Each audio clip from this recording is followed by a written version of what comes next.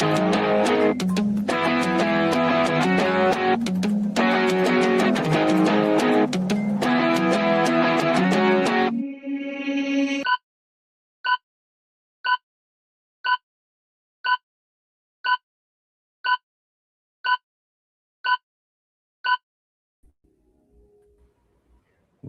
to this very special edition of the KAJ Masterclass Live, the show which ensures that you profit from your time spent here with experts, either through their industry insights, information, or simply learning from them. And today we have with us Devin Scott. He's a mind, body, spirit practitioner, founder of Find Your Meaning, a body-based transformation business. And we'll learn from him how one can recover from childhood trauma, familial sexual assault, and narcissist abuse by reconnecting to one's innate body wisdom. Welcome to the show, Devin. Thank you for having me today, Ajay. You're welcome. Welcome to the show. Welcome to India in this online form. And I'm sure not just in India, but a lot of people across the globe will benefit from what we are going to talk right now. We'll talk about trauma, we'll talk about healing, and we'll talk about body, mind, spirit integration.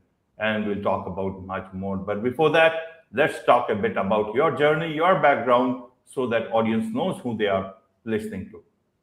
Okay. I call myself a mind, body, spirit practitioner. I know it's vague, it's intentional. I'm cross-licensed here in the United States for massage therapy, psychotherapy, coaching.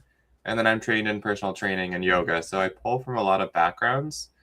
And what I do is I help clients come into touch with how their body is speaking to them and see if we can get better alignment between their desires, their callings, and the way their body is designed to live. And I do that through touch and I do that through talk. Absolutely. So to understand it better from a common person's perspective, how should they understand about what you are saying, what you do at your company? So the way I think about the human mind, body, spirit is that we have layers to us that are always in communication. And so if I think of spirit, I think we have innate wisdom about where we are going in life and what our purpose is in this incarnation, kind of what our gifts are, what our passions are. In our mind, we have capacity. And then in our body, we are always designed for the familiar. And that's where I do most of my work. It's the densest energetic layer of our existence. So whatever life we have lived up to date is the life our body is perfectly designed to live. And so if we're being called to change into a new life, we have to do the work of adjusting our body to thrive in that new life as well. Absolutely, David. So when we look at the body is the one, and it includes mind also, mental, pain or suffering. It is the one which has its, which is bearing the brunt of everything that it is. And you talk about the body's wisdom itself to help it, heal or find respite from that. How do you do that? Means it's like you are trying to, operate on a heart which is beating, which is such a difficult thing that you need a big surgeon. Individuals are not surgeons in that sense. Help us understand from that point of view, Devin. So I draw a lot from osteopathic body work, and there's this general belief in osteopathic work that the body has the wisdom to heal itself, and that the person working with someone is never a healer, but a listener. And this is the way I work with the body and the mind as an organ in the body, which is if I sit quietly with my hands on someone or in presence with someone, and without trying to change their body, we try to understand it, profound things happen. So the body bears the brunt of our whole lived existence, but we don't have to think of that as a negative. Our bodies are incredible machines, and they will work really, really hard to optimize whatever our life is. And that might look like pain, that might look like malfunction, that might look like weird cognitions, but often they're really strategic to get us to live through the environment that we're in. And so if we're really quiet and we listen to those somatic sensations, the physical postural holdings, and the emotions that lie on top of them, usually what we find is they're there with cause, they're there with a goal, they're there with a reason, they're doing a really good job keeping us safe if we continue in our circumstances, but usually they don't want to be there. It's like an employee doing a job they don't want to do because we got put into a life that wasn't the one that our spirit is being called to. And so if I'm looking on a shoulder or a knee or an abdomen, usually what I find is if you give the body a little bit of space to tell you what form it would prefer to take, it will also give you the knowledge about how to get there. But the first thing you have to do is just sit with it. Absolutely, Devin. So help us understand through some example. What sort of clients do you get? What is it that they come to you for? Especially, people look at symptoms, and for symptoms, you have got the present system of our modern medicine. So I work a lot with complex trauma, familial incest, and narcissistic abuse. And across those, the defining trait is fear plus shame. And shame tends to be the bigger thing, which is that they erode having a sense of self because they're living for another person. They've come accustomed to telling themselves subconsciously that the person who harmed them is the good person because they are the bad person. And the shame gets really internalized. And the way our subconscious works is once you believe you deserve the bad things, the subconscious will create the life that sustains the belief that you deserve bad things. But that metastasizes into the body, and quite often as physical tension in the abdomen and pelvis area. And so you can do fascia work on the abdomen and pelvis. And so if I'm putting my hands on it, if you're listening to the pelvis, you are asking in what direction it wants to be moved, at what pace. Obviously, there's musculature in the pelvis area as well. So if you need to go deeper and firmer, you're listening if that's kind of the desired touch. But the interesting thing I find here is that the holding patterns here have stories. And there are theorists who think memory is stored in fascia, or in the gel structure of fascia, memories encode. And it's not science yet, but there's a potentiality in it because that's what happens in the work. You start unspooling someone's fascia in the pelvic floor, and they start witnessing the ways they hate themselves. And you talk about it and you start releasing it really slowly as they metabolize that way they've come to see themselves. And in that process, you can remove the physical block, which is a tight pelvic floor, which is, of course, the area with our sexual organs, and it locks us in from our sensuality. There's a real protective nature in stopping you from desiring and being vulnerable. That's the part of the body that excels at that, while you work on the subconscious at the same time. But they also usually come with PTSD, and that's more held in the lower posterior back, particularly the calves and feet. And so you'll do very similar work down there, but that's where you often have really strange autonomic releases. You'll get to the right fascia point and the whole body will tremor a little bit. They'll start to sweat. You can't explain it. You're reliving the actual memory.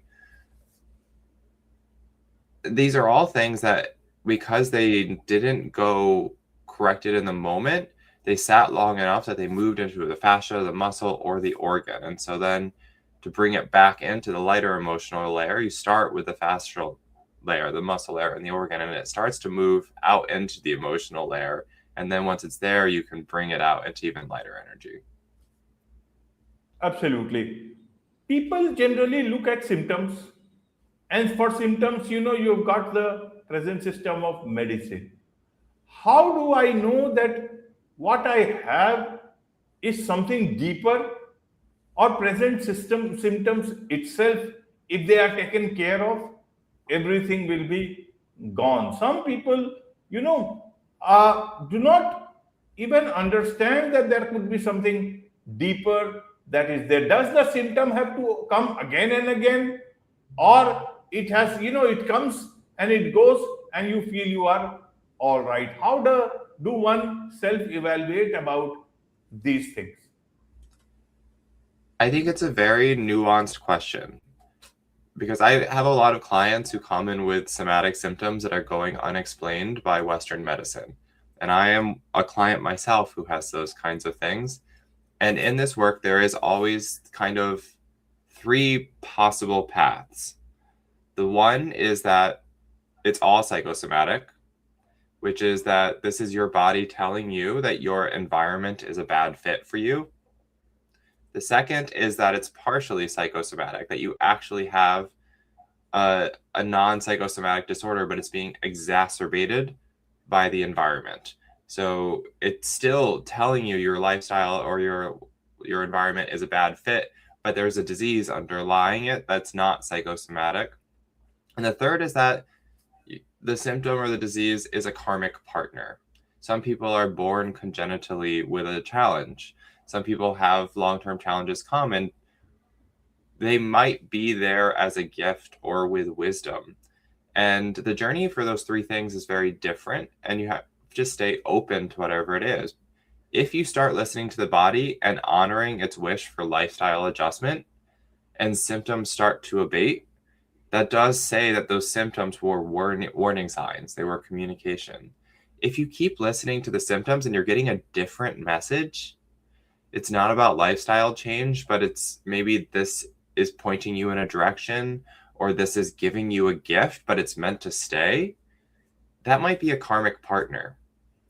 And the lens of not kind of healing karmic partners, but making peace with them is learning their lessons. Sometimes we are meant to have some kind of challenge our whole life because it shapes us in a way that gives us our gifts, that fuels our Sudharma. And we might have to make peace sometimes with that. And in my personal life, I've been in New York for 2 years. It's not been the best for me. I'm moving at the end of the year, but I developed hypertension. And I'd never had it before. And I just started taking meds for hypertension because I'm feeling terrible. It's a small thing, but I don't want to feel bad now. I've already made the decision in my somatic knowledge. I want to move at the end of the year. And I think my hypertension will go away quickly. But until then, I would like to have my blood pressure drop.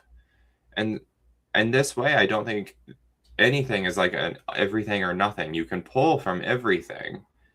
But the question with symptoms and medicine, antidepressants, particularly in my field of work, are you taking them to feel better, or are you taking them to sustain a life that is unsatisfying for you? Because a lot of the time we're taking medication to make ourselves feel just good enough in a life that we don't want to live in. Absolutely, Devin. How do people or your clients, potential clients, understand these things? Do they understand it with uh, cynicism? Do they have many questions? Do they believe in? They half believe in, or are they understanding it much more as days goes by? Because medical science has answers, but it doesn't have many answers. I think my clients think of me as very woo-woo. Like I play in the magic realm. They know I have Western training. They know I have neurobiological training. They know I can do medical massage. They know I can do psychotherapy, but they know that's not what we do, strictly speaking. And the reality is a lot of what I do is not completely explainable in Western science. And I think they've become very experiential in their knowledge in our work together. And when I say that, I mean it in like a non-Western way. All these old traditions where we thought experience was a teacher on its own, that it was adequate. I think my clients see it like that. They don't need to know every muscle I've ever learned, every fascial train that I might understand, what I know a stretch is doing. But they're always being asked to stay in their body and see how their body is reacting to something and keep listening to it. So it's just a deeply personal relationship that they're forming with themselves. And my best guess is that's what they're taking. They might not care very much about which acupoint I'm touching or like why I'm doing a certain breath or like pushing against their chest in a certain way. The goal of the session really is, what did they learn about themselves, and did it change the way they looked at themselves? And I think over time they've seen the answer is yes, they do. They are more warm with themselves, they're more present with themselves, they do a little bit better at a job every week at honoring their own wants, and that's what matters. Absolutely. How do you know that they are now fully in alignment, or how do they know that they are now fully in alignment? Are the symptoms gone? Is everything gone, or they keep on coming, but it has its own way of giving more wisdom to them? I would say I have no client that I describe as fully in alignment right now.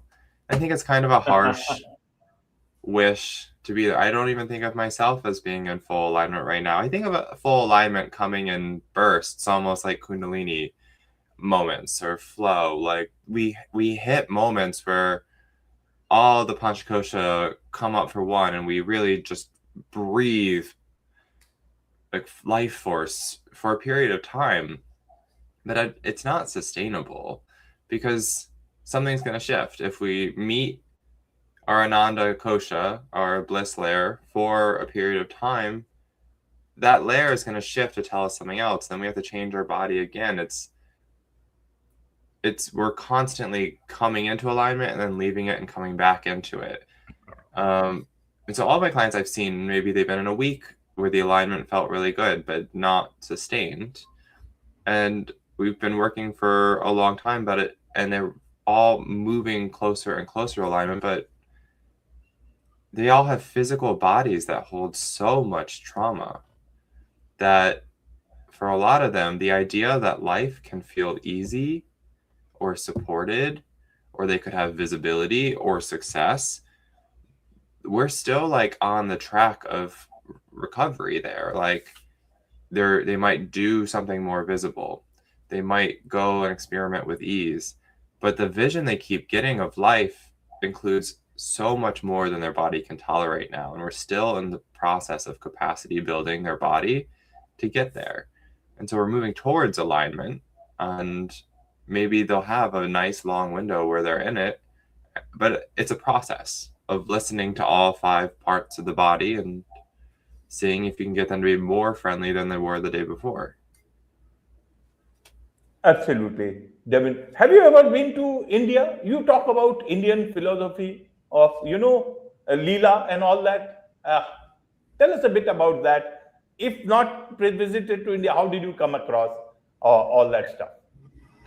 I've been to India, I've been to Nepal, and I've been to Bali. So I did my yoga training in India, but I actually did my Leela training in Bali.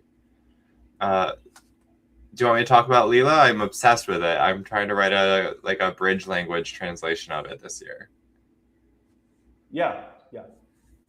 So Leela is the philosophy that life is a cosmic game. And at our highest level, at bliss consciousness, we just started creating, like almost like this human existence is a movie that our divine consciousness is watching. And like how we watch sad movies, sometimes we create sadness here because it's a rich experience to be watched. Leela is also a literal board game.